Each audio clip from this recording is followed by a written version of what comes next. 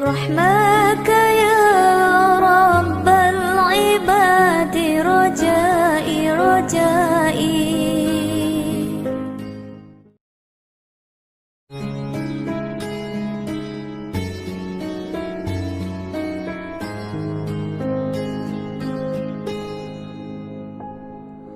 رحمك يا رب العباد رجائي رجائي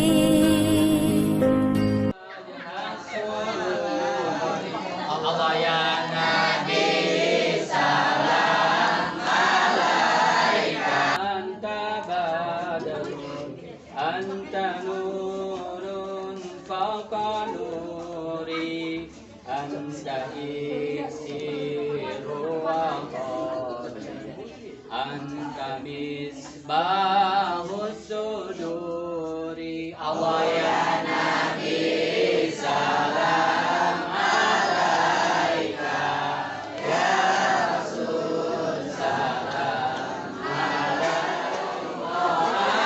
alaika ya Habibi ya Muhammad ya arusal khafiqaini ya muayyad ya mumajjad ya imamal kiblataini Allah ya Nabi salam alaika ya Rasul salam alaika ya Habib salam alaika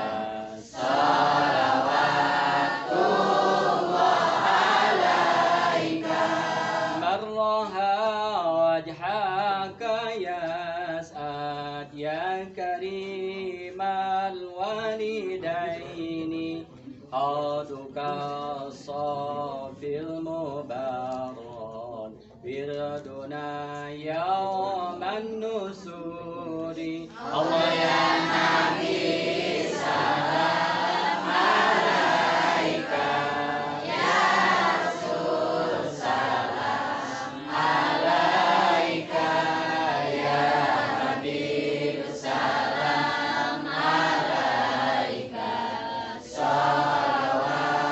salawatullah alaika aduk marra'a wajhaka ya As'ad ya karimal walidaini aduka safil mubarak wirduna yawman nusuri Allah ya Nabi salam alaika ya Rasul salam alaika ya Habib salam alaika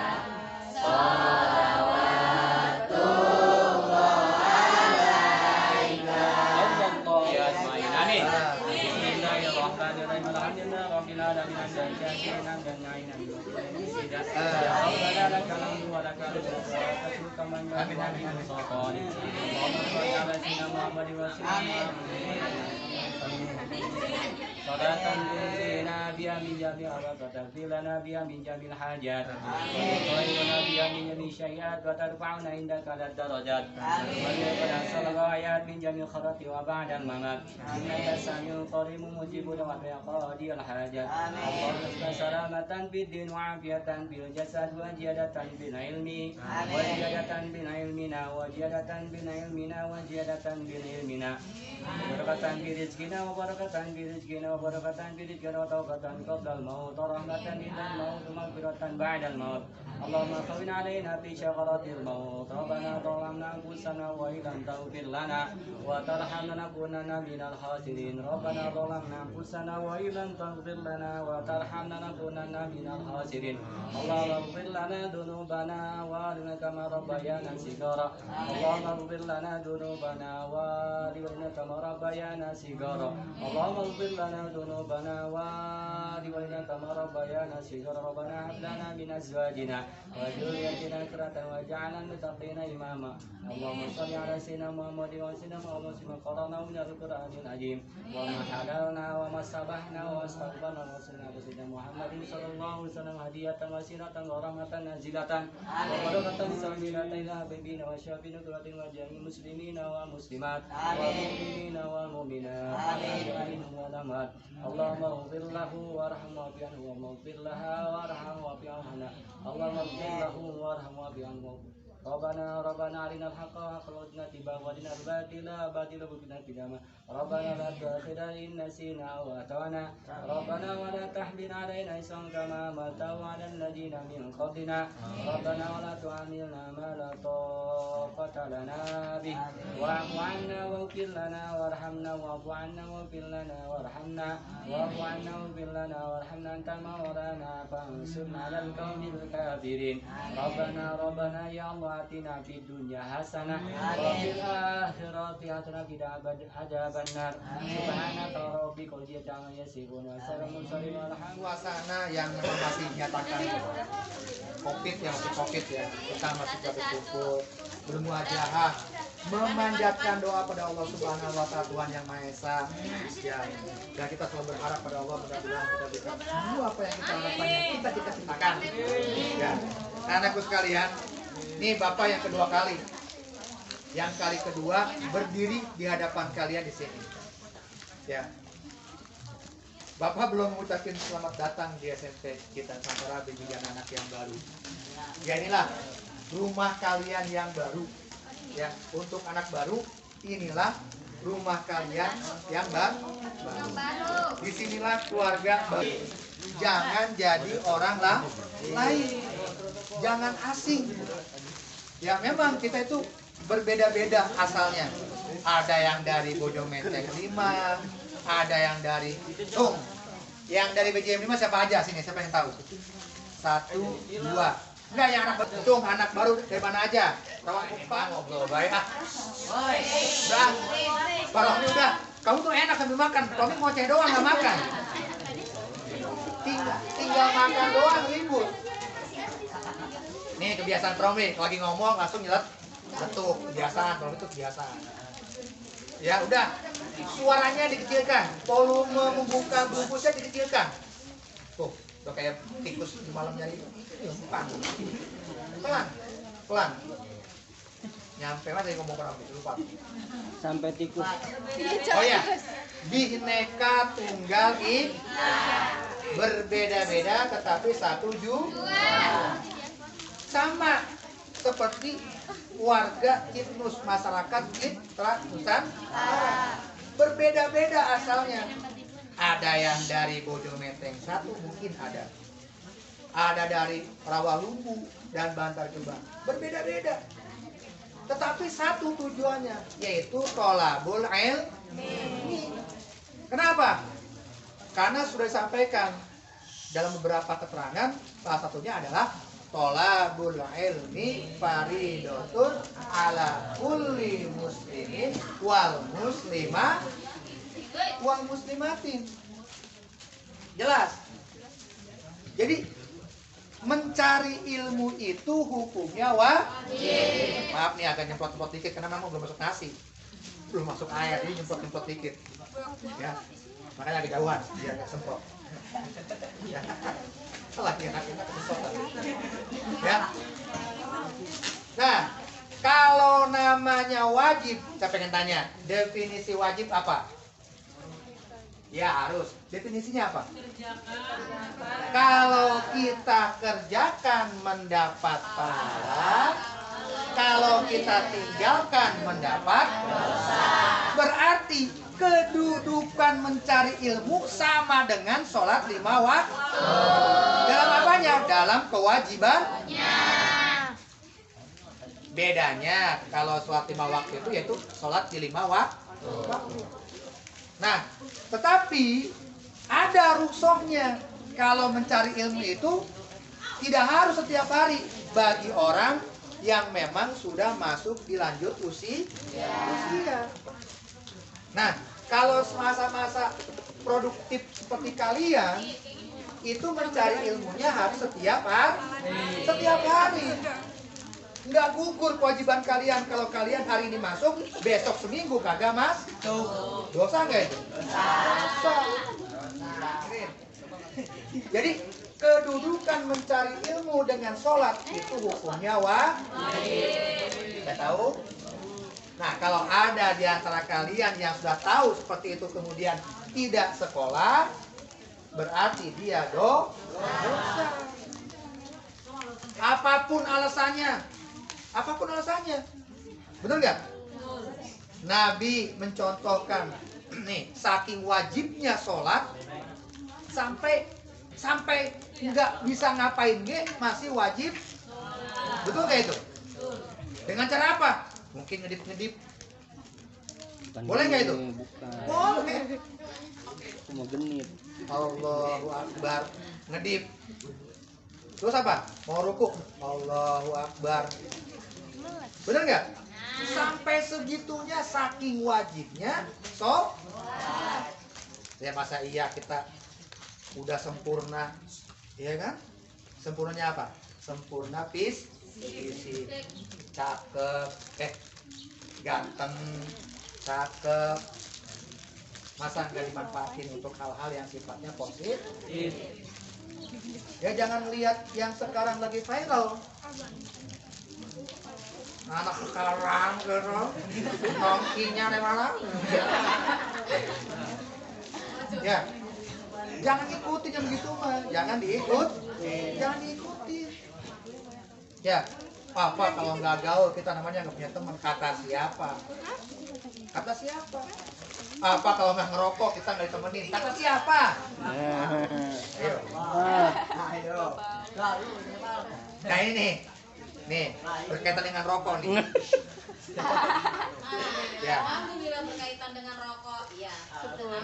Ini maaf nih ya, Pak Romdi. Ya, Pak Romdi mah kemana aja ngomongnya? Ya kemana aja ngomongnya? Global Ngomongnya.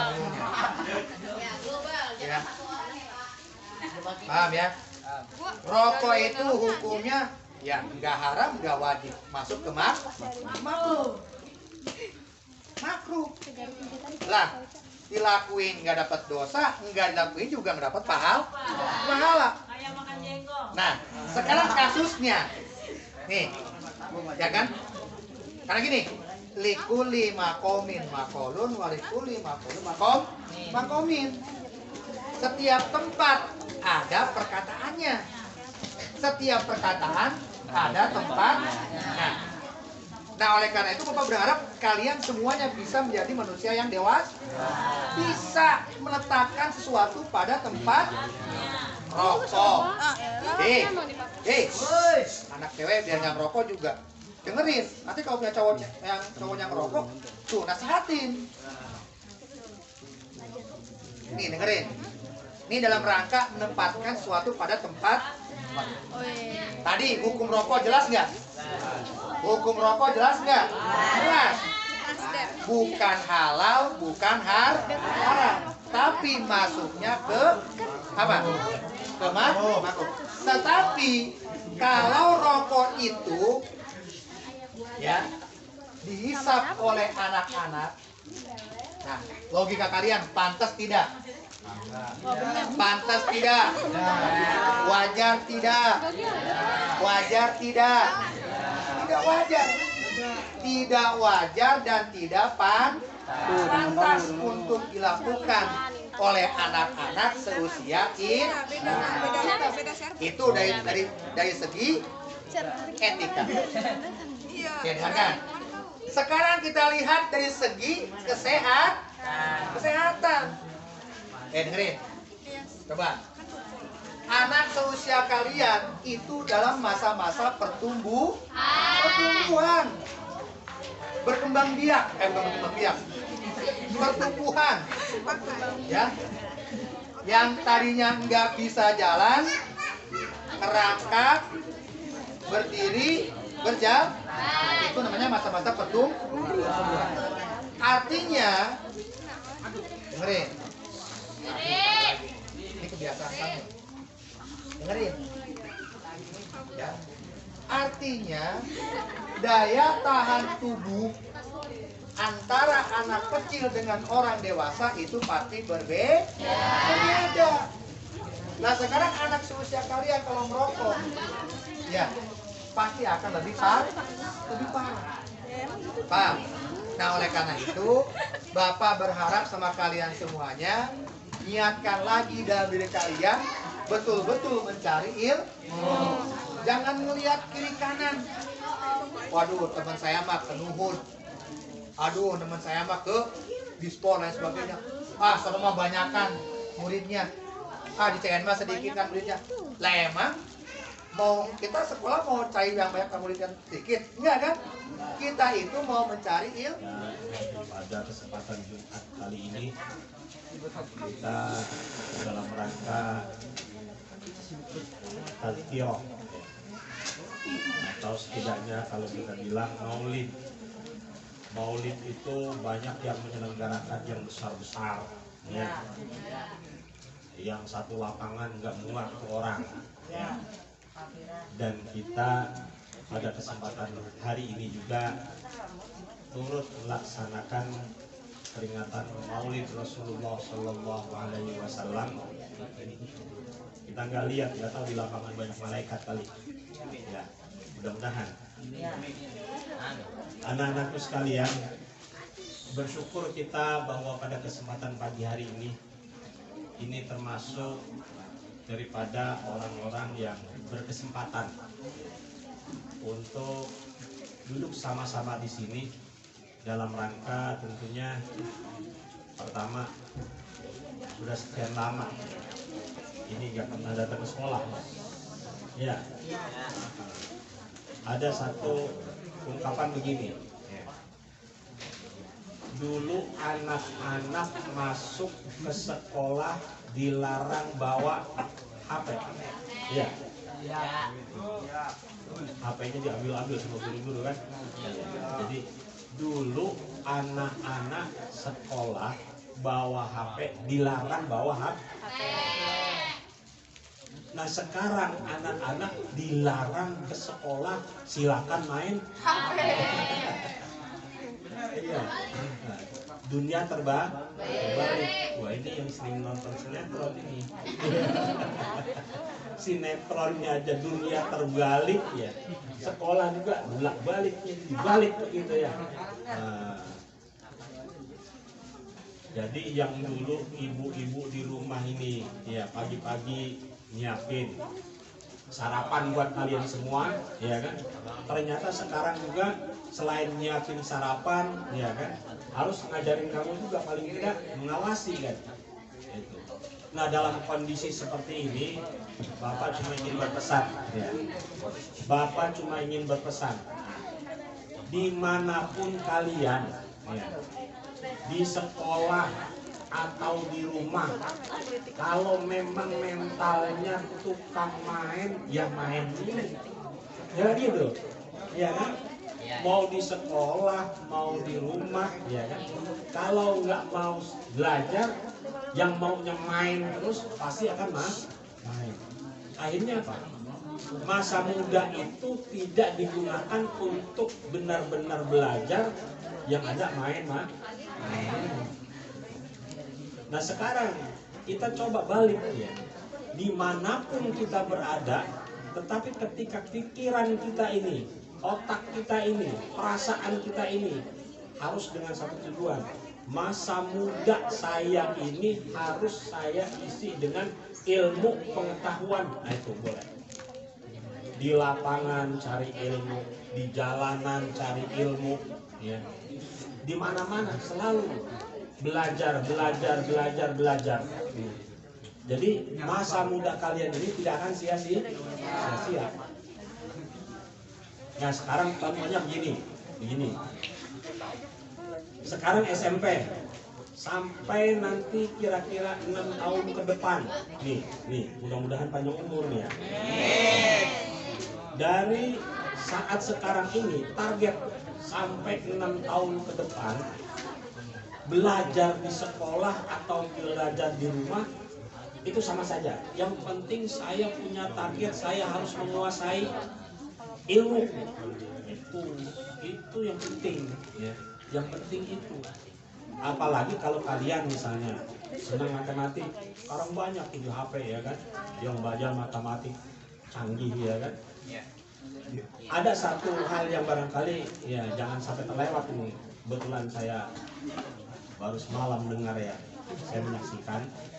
Ini kalau kalian ini pengen belajar Al-Quran, pengen menghafal Al-Quran, ya, itu metodenya begini. Nih, mudah-mudahan kalian dengar semua nih, ya. Jadi jangan bilang Al-Quran itu susah, ya. Caranya begini. Ini menurut Syekh Jabir, ya. Kita baca Quran jangan gini nih.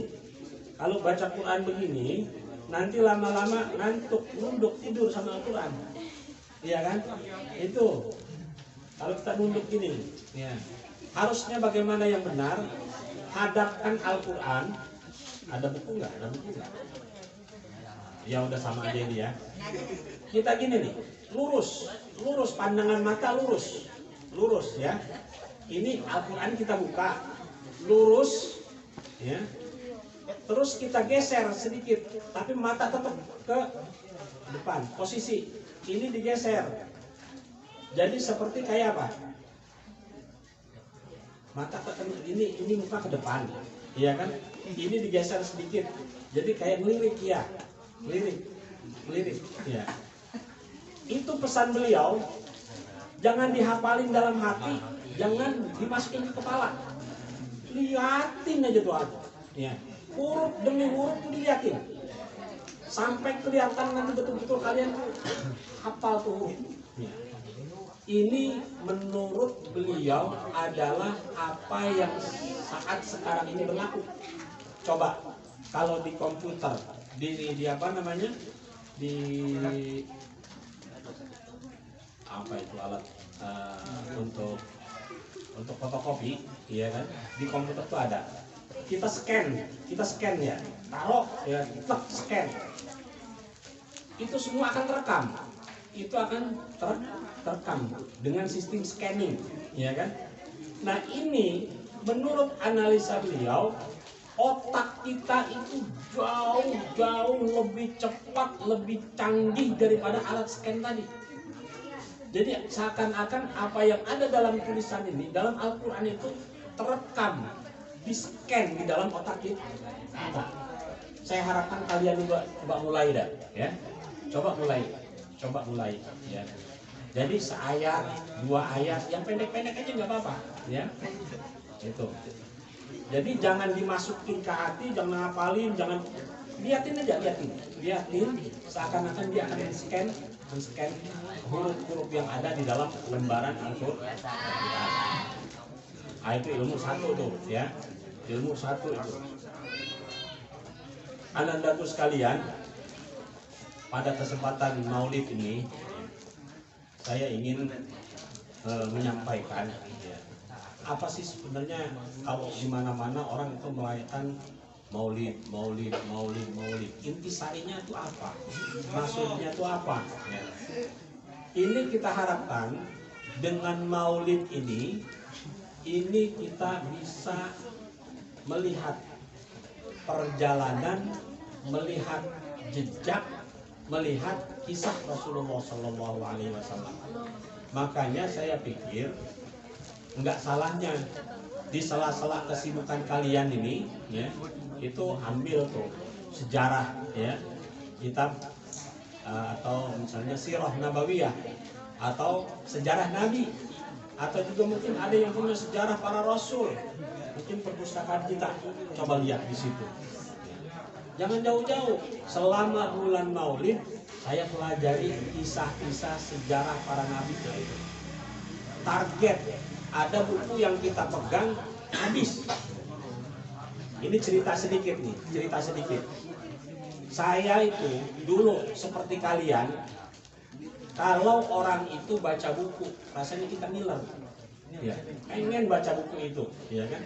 Cuman kalau kita mau ambil, kita mau pinjam, itu nggak enak, ya kan? Karena dia sedang baca.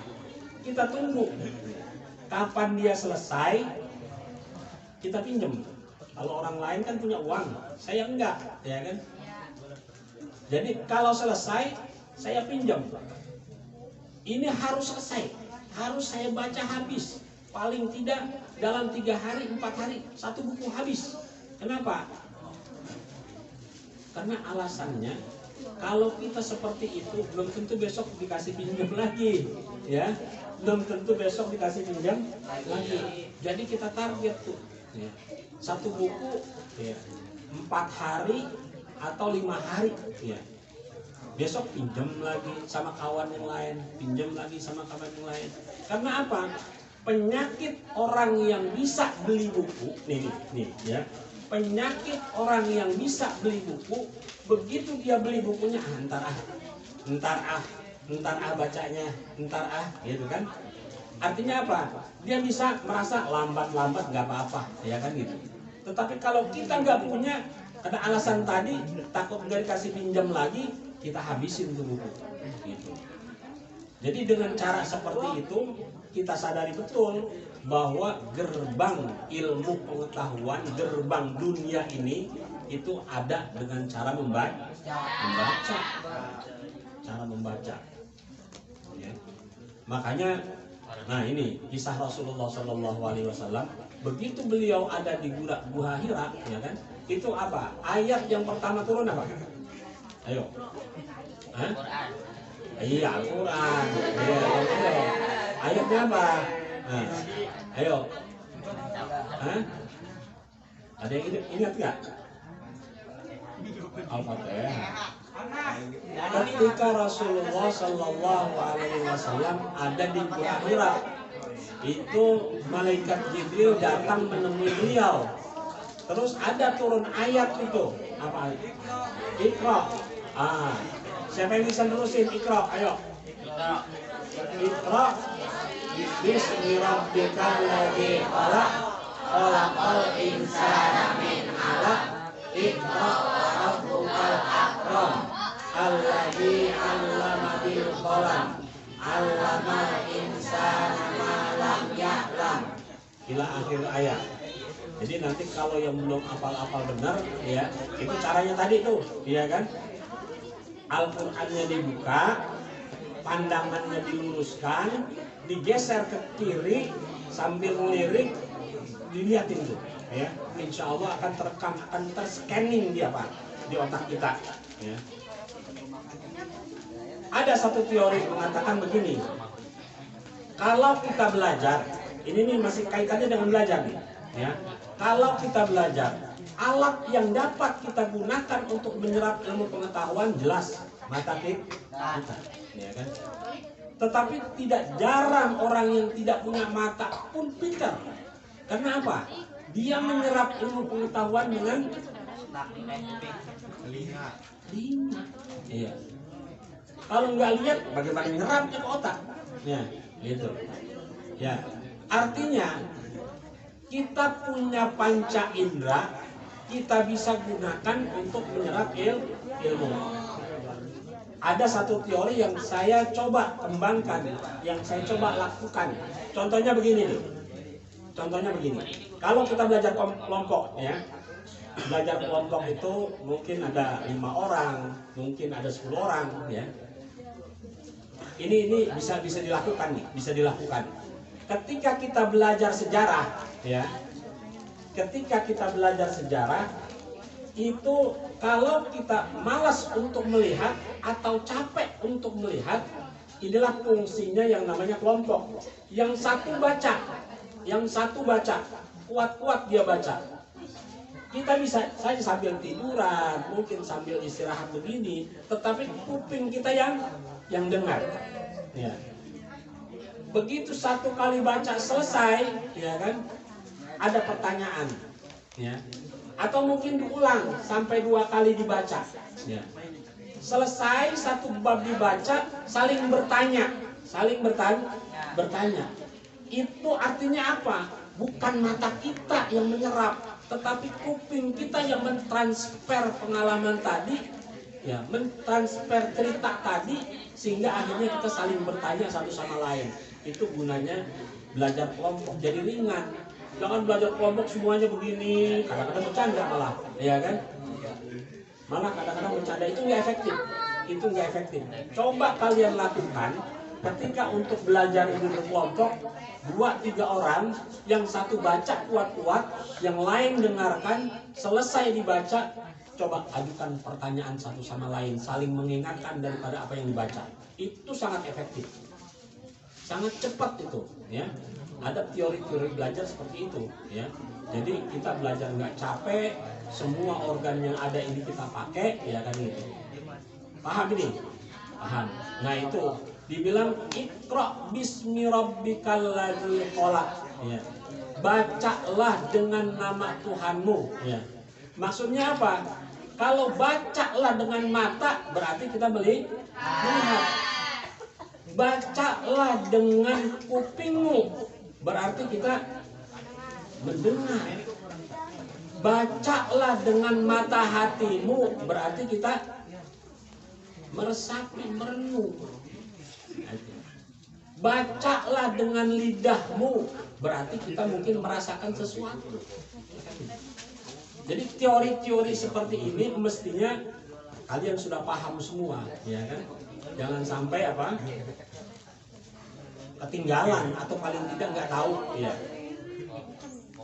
Itu yang pertama. Yang kedua, ya. Maulid artinya muncul atau lahir, ya. Maulid tempat dilahirkannya Rasulullah Shallallahu Alaihi Wasallam adalah pertama Mekah, berkembang biak dan besar, ya. Ini di kota Madinah Al-Munawwarah. Saya tanya,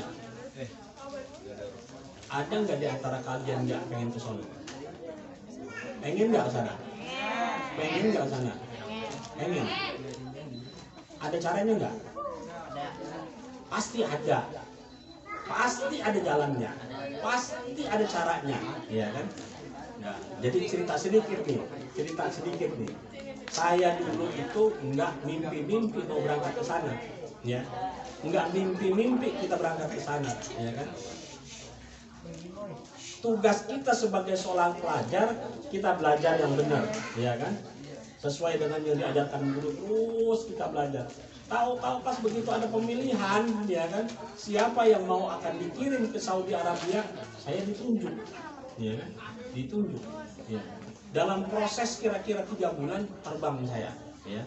Dengan ada 5 orang dari pesantren itu, kemudian seluruh Indonesia ada 20 orang.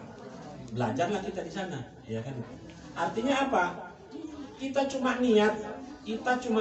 Kapan Allah jawab, ya, itu terserah Allah. Jadi ceritanya sebelum saya ini ada, saya punya kakak misan. Saya punya keluarga ini belajarnya di Mesir dulu, ya. Begitu dia pulang berangkat dia ke sana. Itu dalam hati, ya Allah, kapan saya bisa ditentukan ke sono? Enak rasanya. Ya Allah, itu masih di SD tuh, ya kan? Ya, begitu kita nganter, ya kan, dalam hati ini, Allah, kapan bisa kayak dia, gitu kan? Tahu-tahu Allah jawab sekian belas tahun kemudian, akhirnya berangkat saya. Nah, itu. Luar biasa. Jadi jangan pernah putus asa terhadap apa-apa yang menjadi cita-cita kita. Gantungkan cita-cita kita kepada Allah Subhanahu wa Ta'ala. Itu kiat-kiatnya, ya. Ini kadang-kadang saya ingin meluruskannya. Kita sekolah, ya kan? Terus sudah sekolah SMP, SMA, ya, ada yang SMK, ya kan? Terus cita-citanya apa, ya kan? Saya pengen jadi dokter, ya kan? Saya pengen jadi polisi, saya pengen jadi ini tuh banyak, ya kan? Ya, cita-citanya, ya kan? Tetapi apa-apa yang menjadi cita-cita itu nggak pernah dipikirkan dalam setiap keadaan atau setiap hari. Minimal kalau mau jadi polisi, ya Allah, besok saya akan jadi polisi. 1 hari sekali gitu, ya kan? Ya Allah, besok saya pengen jadi dokter. 1 hari ingat sekali aja, ya kan? Gitu. Ya Allah, saya ingin jadi bidan, ya kan? Satu hari sekali aja tuh, mikir gitu. Itu apa yang kita pikirkan, apa yang ada di dalam otak kita itu merupakan doa yang Allah akan nanti jawab. Ya, ya Allah, saya pengen jadi anak muda yang hebat, yang kaya, ya kan, bisa mandiri, nggak lagi bergantung sama orang tua. Wah, itu hebat itu. Iya. Tapi siapa yang bilang menghebatin? Nggak ada. Hah? Sekarang ini di dunia yang sudah terbalik ini luar biasa. Jadi kalau saya yakin kamu ada punya HP semua ya, punya HP semua. Ya. Belajar sebanyak-banyaknya di HP di sini. Ya. Belajar sebanyak-banyaknya di HP. Belajar ilmunya di sini. Ya. Belajar ilmu jadi orang kaya. Belajar jadi arsitek. Belajar jadi pelukis, belajar jadi apa saja kamu bisa di sini. Asal jangan belajar bohongin guru, belajar bohongin ibu. Ya. Luar biasa, ya, luar biasa. Di sini kamu ditemani oleh sahabat kamu, ya kan? Dimanapun ada, ya kan? Kamu bisa belajar. Sayang kalau setiap hari kamu pegang HP, ya, nggak dapat mengambil manfaat apa-apa di sini. Yang qori, yang baca sholawat bisa di sini, ya kan? Luar biasa. Jadi media pembelajaran itu sekarang di mana-mana. Ya. Ada enggak sekalian? Saya kira dua hal ini saja yang ingin saya sampaikan. Saya yakin, ya, pesan-pesan dari ibu-ibu guru, ya, dari bapak-bapak guru sudah banyak kalian terima, tinggal mengamalkan. Dan pesan saya, sebagaimana tadi kalau nggak salah yang saya dengar dari Pak Ramli, ya kan, bukan soal sekolah, ya, bukan soal di mana kamu tinggal, bukan soal di mana kamu berada, tetapi soalnya adalah ada di diri kamu sendiri, ya gitu, ya kan. Biar sekolah di Al-Azhar, ya kan, kalau main mulu tetap aja ada yang paling belakang, ya kan. Tetapi kalau kamu yakin, ya kan, karena sahabat kamu adalah ini, ya kan, kamu belajar di mana-mana, kamu terus serap ilmunya, ya kan, selalu bertanya, apa sih ini yang bisa dijawab sama kaum Google? Semua bisa dijawab, iya, semua bisa dijawab. Ya. Jadi kalau dulu dilarang kita main HP, sekarang ini kita diperintahkan untuk